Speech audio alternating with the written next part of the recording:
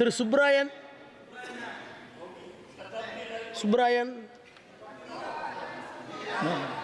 Thank you sir. Sir बोलने के लिए मौका दिया। सुब्रायन नेक्स्ट लेट्स गो 1 मिनट। பேரவைத் தலைவர் அவர்களே, 24-25 நிதிநிலை அறிக்கையின் மீது இந்திய கம்யூனிஸ்ட் கட்சியின் சார்பில் என்னுடைய சில கருத்துக்களை தெரிவித்துக் கொள்ள விரும்புகிறேன். இந்த பட்ஜெட்டில் சில வாக்குறுதிகள் சொல்லப்பட்டிருக்கின்றன. ஆனால் ஏற்கனவே கொடுத்த வாக்குறுதிகள் எதையும் நிறைவேற்றாத ஆளுங்கட்சியினர் புதிதாக வாக்குறுதி கொடுப்பதை எவ்வாறு நம்புவது? நம்பகத்தன்மை உள்ளவர்களாக இவர்கள் 10 ஆண்டு காலம் நடந்து கொள்ளவே இல்லை. 10 ஆண்டு காலம் கொடுத்த வாக்குறுதிகள் எவற்றையும் நிறைவேற்றவில்லை. பின்னர் இப்பொழுது புதிதாக வாக்குறுதி கொடுப்பது முதலில் ஏமாற்றியதைப் போல் மீண்டும் ஏமாற்றுவதற்கான ஒரு முயற்சியை தவிர வேறொன்றில்லை. அதே மாதிரி வளர்ச்சி முன்னேற்றம் என்று திரும்ப திரும்ப சொல்லுகிறார்கள். எங்கே வளர்ச்சி, எங்கே முன்னேற்றம்? WHO-வும் யுனிசெஃப்பும் என்ன சொல்லுகிறது? இந்தியர்களில் 74.1% இந்தியர்களுக்கு ஊட்டச்சத்து கிடைப்பதில்லை. முக்கால் பகுதியினருக்கு ஊட்டச்சத்து இல்லை என்ற ஒரு நிலை இருக்கிற போது என்ன வளர்ச்சி, என்ன முன்னேற்றம்? யாரை ஏமாற்ற விரும்புகிறது இந்த ஆளுங்கட்சி என்பதை யோசித்து பார்க்க வேண்டும். அதே போல பணவீக்கம் கட்டுக்குள் இருக்கிறது என்று பொருளாதார ஆய்வறிக்கை சொல்லுகிறது. ஆனால் நிலைமை என்ன? ஜூலையில் 9.4% பணவீக்கம் வளர்ந்து கொண்டே இருக்கிறது. விலைவாசிகள் கட்டுக்குள் இல்லாமலே ஏறிக்கொண்டிருக்கிறது. இந்த நிலையில் வளர்ச்சி முன்னேற்றம் என்பது திரும்ப திரும்ப ஏமாற்றும் செயலை தவிர வேறொன்றில்லை. அதே போல இங்கே பீகார், ஆந்திரா சிறப்பு நிதி சில பல உதவிகள் வழங்கப்பட்டிருக்கின்றன. அவற்றை நாங்கள் வரவேற்கிறோம்.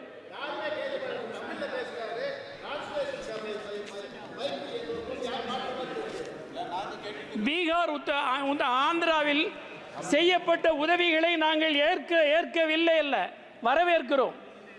ஆனால் என்ன, இந்த தேர்தல் சமயத்தில் தான் உதவி கேட்டார்களா ஆந்திரா? இந்த தேர்தல் சமயத்தில் தான் பீகாரில் உதவி கேட்டார்களா? இந்த உதவி உதவ வேண்டும் என்பதற்காக செய்தது அல்ல. தங்களுடைய மலிவான அரசியல் நோக்கத்தை நிறைவேற்றிக் கொள்வதற்கு செய்யப்படுகிற அப்பட்டமான அரசியல் பித்தலாட்டம். இதைத்தான் நான் இங்கே குறிப்பிட விரும்புகிறேன். எனவே இவர்கள் நேர்மையான முறையில் அந்த உதவியை வழங்கவில்லை. எனவே இவர்களின் உதவி ஒவ்வொன்றும் இப்படித்தான் இருக்கும் என்பதை நான் இங்கே குறிப்பிட விரும்புகிறேன். அதே மாதிரி வேலையின்மை, இப்பொழுது நான் அவ்வளவு செய்கிறோம் இவ்வளவு செய்கிறோம் என்றெல்லாம் அளந்து விட்டிருக்கிறார்கள் பட்ஜெட்டில். இதே எம்எஸ்எம்இ தானே வேலை வாய்ப்பில் முதலிடம். எம்எஸ்எம்இ தானே ஜிடிபியில் 30% மேல் பங்களிப்பு செலுத்துகிறது.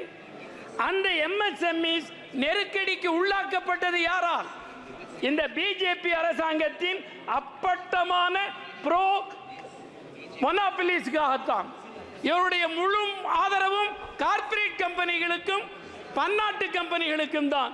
எனவே இவர்களின் தவறான கொள்கையின் காரணமாக சிறு குறு நடுத்தர தொழில்கள் அழிந்து கொண்டே இருக்கின்றன. அதை காப்பாற்ற வேண்டுமானால் ஜிஎஸ்டி வரி அவர்களை அழைத்து பெருவீத அளவில் குறைக்க வேண்டும். அவர்கள் பெற்ற கடன்களை ரத்து செய்ய வேண்டும். அதே மாதிரி அடுத்து நான் இங்கே குறிப்பிட விரும்புவது விவசாயம். ஏறத்தாழ இந்த 10 ஆண்டுகளுக்கு முன்னர் ஜிடிபியில் விவசாயத்தின் பங்களிப்பு என்ன, இன்றைக்கு விவசாயத்தின் பங்களிப்பு என்ன என்று ஒரு ஒயிட் பேப்பர் பிளேஸ் பண்ணுங்கள். என்ன வளர்ச்சியை கண்டிருக்கிறது விவசாயம்? கிராமப்புறம் காலியாகிவிட்டது. கிராமப்புற பொருளாதாரத்தை தகர்த்தவர்கள் இந்த ஆளுங்கட்சியினர் தான். எனவே கிராம பொருளாதாரத்தை தகர்த்திருக்கிறார்கள். எனவே வேலையின்மை மேலும் மேலும் அதிகரித்துக் கொண்டே இருக்கிறது. அதே மாதிரி 100 நாள் வேலை திட்டம், 100 நாள் வேலை திட்டத்தை அநேகமாக மௌனமாக காலி செய்து கொண்டிருக்கிறார்கள். நான் அழுத்தம் திருத்தமாக வலியுறுத்த விரும்புகிறேன் நிதி அமைச்சருக்கு, அதே மாதிரி ஆளுங்கட்சியினருக்கும் குறிப்பிட விரும்புகிறேன். 100 நாள் வேலை திட்டத்தை 200 நாளாக உயர்த்த வேண்டும். அதேபோல் ஒரு நாள் ஒன்றுக்கு 500 ரூபாய் சம்பளம் என்பதை தீர்மானிக்க வேண்டும். இதை நடைமுறையில் உத்தரவாதப்படுத்தினால்தான் ஏறத்தாழ 35 கோடி மக்கள் பலனடைவார்கள். கிராமப்புற வேலையின்மை குறையும். கிராமப்புற வேலையின்மையை குறைப்பதற்கு யுபிஏ கவர்மெண்டால் அறிமுகப்படுத்தப்பட்ட மிக நல்ல திட்டம், சட்டம், அவற்றை நிறைவேற்ற வேண்டும் என்று நான் வலியுறுத்துகிறேன். அதற்கு நிதியமைச்சர் என்ன நடவடிக்கை எடுத்திருக்கிறார் என்பதை இங்கே தெரிவிக்க வேண்டும். அதேபோல் நான் போன குடியரசுத் தலைவர் உரையிலேயும் குறிப்பிட்டேன், இப்பொழுதும் குறிப்பிடுகிறேன். எம்பிக்களுக்கான தொகுதி நிதி என்ன வழங்குகிறார்கள்? 5 கோடி. 5 கோடியில் 90 லட்சம் ஜிஎஸ்டி. இது ஏதாவது அடிப்படை இருக்கிறதா?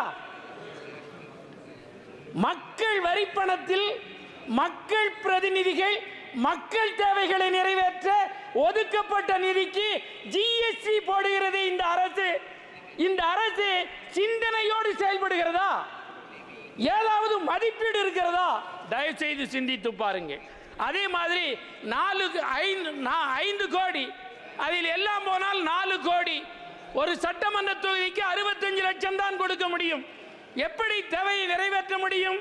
தமிழ்நாட்டில் மாண்புமிகு முதலமைச்சர் மு.க. ஸ்டாலின் அவர்கள் ஒரு சட்டமன்ற தொகுதிக்கு 4 கோடி வழங்குகிறார்கள். அது மட்டுமல்ல, ஜிஎஸ்டியில் இருந்து விலக்களிக்கப்பட்டிருக்கிறது. ஆனால் ஒன்றிய அரசு என்ன செய்கிறது? வெறும் 65 லட்சம் தான் சட்டமன்ற தொகுதிக்கு வருகிறது. நான் இவற்றை தமிழ்நாடு போல் சட்டமன்ற தொகுதிக்கு 4 கோடி ரூபாய் வழங்க வேண்டும் நிதியமைச்சர் அவர்கள். அதற்கான முறையில் பதிலுரையில் பதிலளிக்க வேண்டும். இல்லை என்றால் அதை ரத்து செய்து விடுங்கள். அது வேண்டாம்.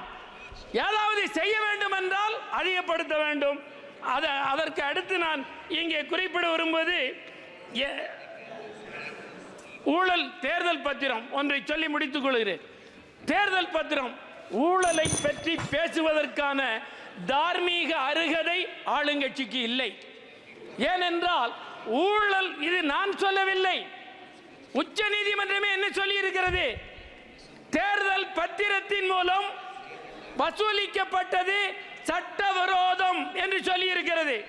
நான் நிதியமைச்சருக்கு சொல்லுகிறேன், நீங்கள் உடனடியாக எந்த கட்சியாக இருந்தாலும் சரி, சட்டவிரோதமான முறையில் தேர்தல் பத்திரத்தின் மூலம் சேகரிக்கப்பட்ட நிதி முழுவதையும் பறிமுதல் செய்ய வேண்டும், அரசின் கருவூலத்திலே கொண்டு வந்து சேர்க்க வேண்டும் என்று நான் வலியுறுத்துகிறேன். எனவே ஒரே நிமிடம். எனவே ஊழலை பற்றி தயவு செய்து பேசாதீர்கள்.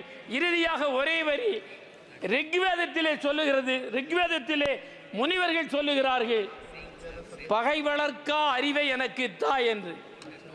ஆனால் நம்முடைய இந்தியர்களின் துரதிர்ஷ்டம், பகை வளர்ப்பதையே அரசியலாக கொண்ட ஆளுங்கட்சி. பகை வளர்ப்பதே அவர்கள் குலத்தொழில்.